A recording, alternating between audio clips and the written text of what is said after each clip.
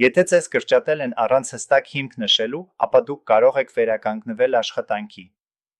Աշխատանքային օրենսգրքի համաձայն գործատուն աշխատողին կարող է ազատել աշխատանքից միայն օրենսդրությամբ նախատեսված հիմքերով համապատասխան կարգով։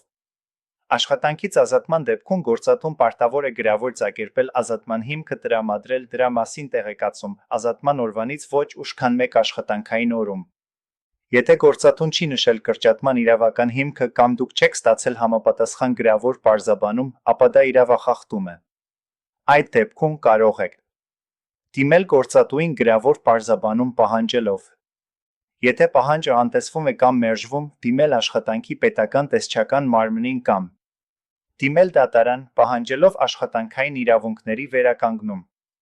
Դատարան ներկայացվող հայցում պետք է պահանջել աշխատանքի վերականգնում, ինչպես նաև չվճարված աշխատավարձի աշխատանքից ազատման պահից մինչ վերականգնումն ընկած ժամանակահատվածի վնասի փոխհատուցում։ Օրենքը պաշտպանում է աշխատողի իրավունքները, թույլ չի տալիս կամայական կրճատումներ առանց իրավաչափ պատճառաբանության։ Խորհուրդ է տրվում իրավաբանի օգնությամբ պատրաստել պահանջները, ներկայացնել բոլոր ապացույցները, այդ թվում աշխատանքային պայմանագիրը, ազատման հետ կապված բոլոր փաստաթղթերը։